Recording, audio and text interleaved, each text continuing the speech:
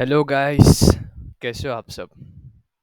तो चलिए, आज हम आ चुके हैं हमारे 8th वीडियो में। हमने एक सीरीज़ शुरू की है जिसका नाम है रिसर्च एनालिस्ट। सो आज उसका 8th वीडियो हम रिलीज़ करने जा रहे हैं। सो लास्ट टाइम हमने जो कवर किया था एक बार वो देख लेते हैं और फिर आगे हम स्टार्ट करते हैं। तो लास्ट वीडियो में हमने इंडाइसेस को कवर किया था, इंडाइसेस क्या होते हैं, राइट। इंडाइसेस हमने कवर किया था, दिस थिंग। फिर इंडाइसेस के बाद हमने म्यूचुअल फंड्स कवर किया था कि म्यूचुअल फंड्स क्या होते हैं, दिस। फिर म्यूचुअल फंड्स के बाद हमने सीखा था कि ईटीएफ्स क्या होते हैं, राइट। प्रेफरेंस शेयर्स के बारे में हमने सीखा था, कन्वर्टिबल डिबेंचर्स के बारे में हमने सीखा था। तो चलिए, आज का वीडियो हम शुरू करते हैं। आज हम सीखने वाले हैं आईडीआर, जीडीआर और एडीआर के बारे में। ये क्या होते हैं और हम इसे बहुत लेमन लैंग्वेज में समझेंगे। और कुछ चीज़ें ऐसी है जो हमें समझ में नहीं आएंगी, सो उसके लिए हम चैट जीपीटी का यूज़ यहाँ पर करेंगे, जो मैंने ऑलरेडी आपके लिए ओपन कर रखा है। और कुछ इंपॉर्टेंट पॉइंटर्स हम बनाएंगे। तो स्टेप बाय स्टेप हम इस चीज़ को समझेंगे। तो चलिए शुरू करते हैं। सो Indian Depository Receipts (IDR), Global Depository Receipt (GDR) and American Depository Receipts (ADR). अभी होता क्या है, चलिए शुरू करते हैं। Depository receipts are financial instrument that represent share of a foreign company, ठीक है।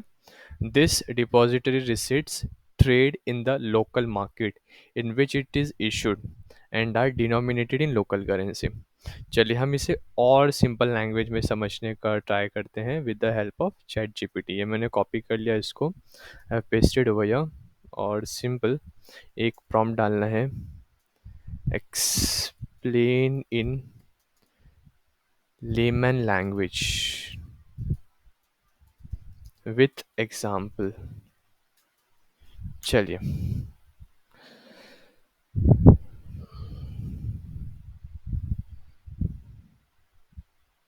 चलो लेट अंडरस्टैंड दिस। तो depository receipts are like tickets that represents ownership of a company's share, but instead of directly holding the shares of a foreign company, you hold this ticket in your local market. It is easy way to invest in companies from other countries without dealing with complexities of international stock trading। ठीक है, अब guys ये थोड़ा थोड़ा clear up हो रहा है, मैं आपको बताता हूँ।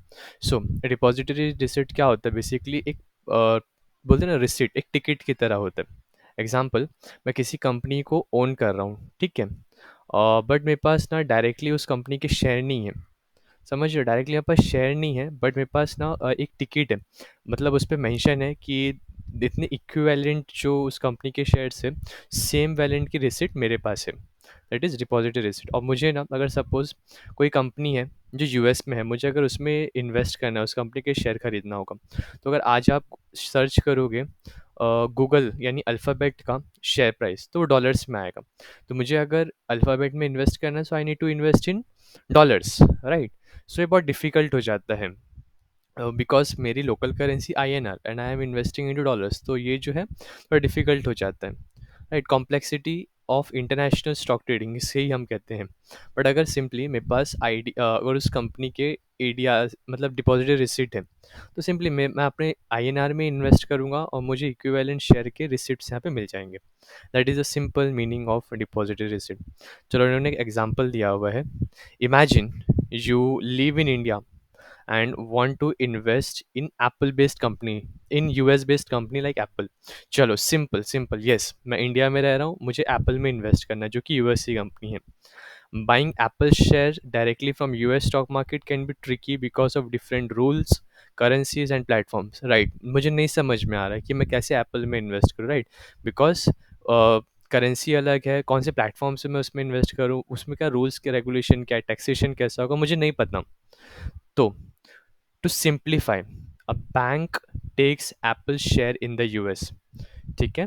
तो क्या करेगी, एक बैंक है जो यू एप्पल के शेयर खरीद लेगी, सिंपल, और उसको होल्ड करेगी एंड इशू टिकट यानी deposit receipt in India that represent those shares. तो वो बैंक ने शेयर को खरीदा और उसके इक्विवेलेंट के रिसिप्ट उसने इशू कर दिया इंडिया में, simple. Now you can by this tickets in India. अब मैं इंडिया में उस डिपॉजिट रिसिट्स को खरीद सकता हूँ, वो भी इंडियन रुपीज़ में खरीद सकता हूँ।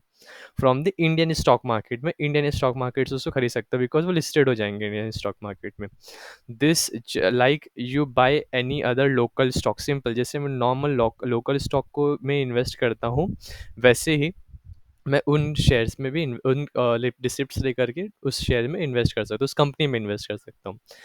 This way you are indirectly investing in Apple without needing to deal with foreign stock exchange और करेंसी कन्वर्जन।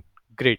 मतलब मैं इनडायरेक्टली एप्पल में ही इन्वेस्ट कर रहा हूँ, बट मुझे स्टॉक एक्सचेंज में, जैसे कि वहाँ डाउजोन में लिस्टेड, राइट, तो मुझे डाउजोन में जा करके ट्रेडिंग करने की ज़रूरत नहीं, ना ही मुझे डॉलर्स में कन्वर्ट कराने की ज़रूरत है। सिंपल, ये बहुत अच्छी चीज़ है गाइस, और बहुत लेमन लैंग्वेज में इसने एक्सप्लेन किया है। आई होप आपको समझ में आ रहा होगा। This depository receipts can come in different type. ठीक है, जैसे हम आगे पढ़ने ही वाले हैं, यहाँ पे एक बार फटाफट हम इसे रीड कर लेते हैं। अमेरिकन डिपॉजिटरी रिसिट, जिसे हम एडीआर कहते हैं, ये क्या होता है? For trading in US.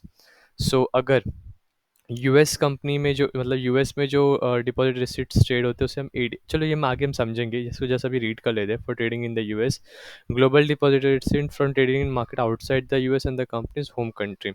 It's like eating a dish from a foreign cuisine at a local restaurant that been adopted to your taste and currency। ठीक है, ग्रेट। तो गाइस, मुझे इसमें जो समझ में आया मैं आपको वापस से एक्सप्लेन करता हूँ। सिंपल, डिपॉजिटरी रिसिट से क्या होता है कि हम एक अपॉर्चुनिटी को ग्रैब करते हैं। सपोज़ मुझे लग रहा है यूएस मार्केट में कोई कंपनी है जो बहुत अच्छे कर रही है, ठीक है, मुझे उसमें इन्वेस्ट करना है। सो उस मार्केट में इन्वेस्ट करना, कौन से प्लेटफॉर्म से मैं इन्वेस्ट करूँ, ये बहुत डिफ़िकल्ट हो जाएगा, राइट। फिर क्या करेंसी है उस कंट्री की, इसमें वो भी कन्वर्जन में बहुत डिफ़िकल्टीज आएगी, राइट। तो और वहाँ पे बहुत सारे अलग रूल्स एंड रेगुलेशंस हैं, टैक्सेशन के हो सकते हैं या इन्वेस्टिंग के हो सकते हैं, अलग रूल्स एंड रेगुलेशन है। It is very difficult to understand them, और अगर समझ में भी आ गए तो उसे कंप्लाई करना, यानी उसे फॉलो करना बहुत डिफिकल्ट होगा यार।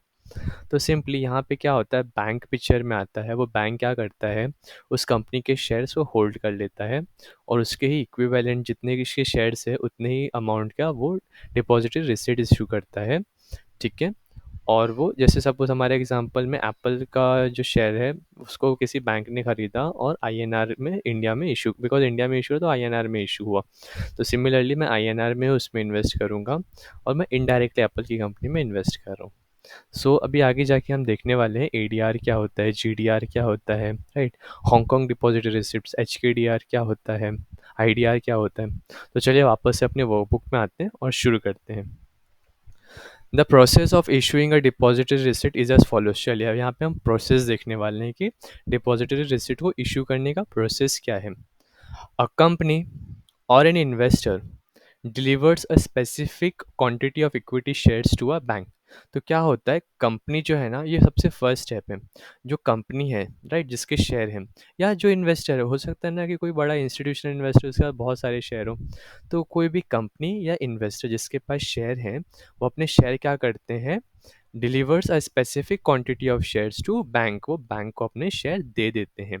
ये है नंबर वन प्रोसेस, ठीक है, नंबर वन स्टेप। फिर सेकंड क्या है, the bank places the security in its custodian account in the country where the company is domiciled। domiciled का मतलब होता है रजिस्टर। तो बैंक क्या करती है, उस जो भी सिक्योरिटी उसे मिले हैं वो उसे कस्टोडियन अकाउंट में रखती है। ठीक है, अभी सपोज एप्पल में आईसीआईसीआई बैंक है अपनी, राइट, ये ऑल ओवर द वर्ल्ड है। तो एप्पल ने क्या किया, अपने जो शेयर्स हैं वो आईसीआईसीआई बैंक को दिए। आईसीआईसीआई बैंक ने उसको, कस्टोडियन अकाउंट था उसका, उसमें उसने स्टोर किया। ठीक है, फर्स्ट स्टेप, कंपनी ने शेयर दिए। सेकंड, बैंक ने वो शेयर लेकर के अपने कस्टोडियन अकाउंट में रख दिया।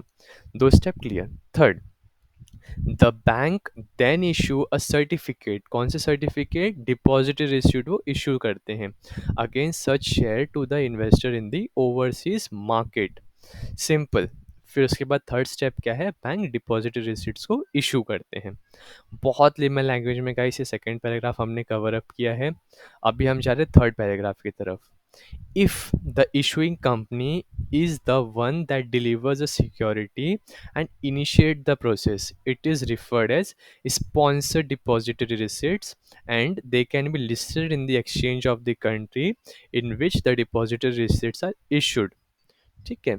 Then companies that want their depository receipt to be listed should apply for listing and should comply with all the listing requirements. चलिए इसे भी हम चैट जीपीटी की मदद से और लेमन लैंग्वेज में समझते हैं. ये मैं यहाँ पर आया, सिंपल मैंने उसे यहाँ पे पेस्ट किया और एक प्रॉम्प्ट डालना है, explain in layman language with example. चलिए.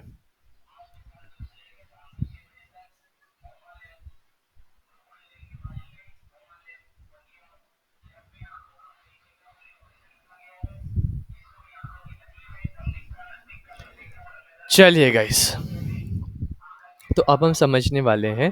देखिए यहाँ पे ना एक टर्म था, स्पॉन्सर डिपॉजिटरी रिसिप्ट्स, राइट.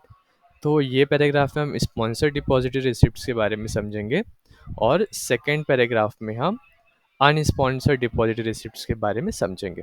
तो चलिए आ जाते हैं, हम यहाँ पे स्टार्ट करते हैं. सो sponsored depository receipts are a type of financial instrument where the foreign company itself take the initiative to create and issue this receipt. Okay, the company works with the bank to ensure everything is done properly. So its ticket यानी कि जो deposit receipts है can be traded on a stock exchange in another country.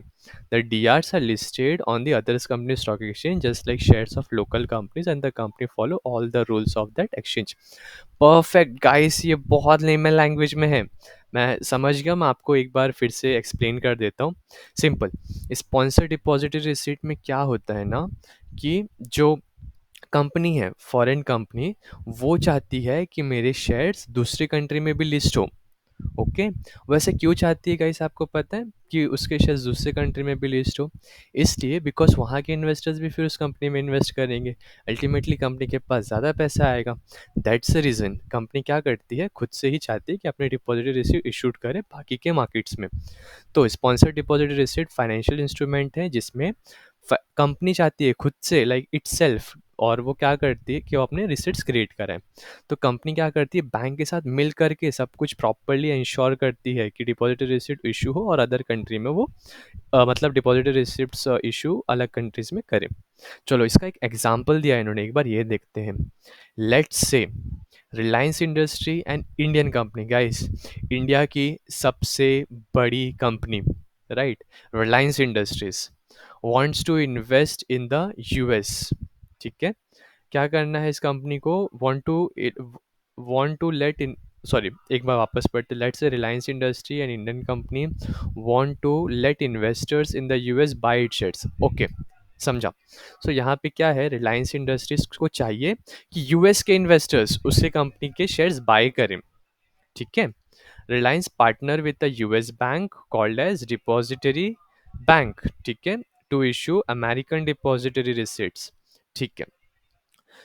अब यहाँ पे क्या हुआ कि रिलायंस चाहता है कि उसमें यूएस के इन्वेस्टर्स इन्वेस्ट करें. तो यूएस के इन्वेस्टर्स आईएनआर में थोड़ी इन्वेस्ट करेंगे और उनके लिए बहुत डिफिकल्टी हो जाएगी, राइट. तो क्या होगा, उनके लिए आईडीआर इशू किया जाएगा.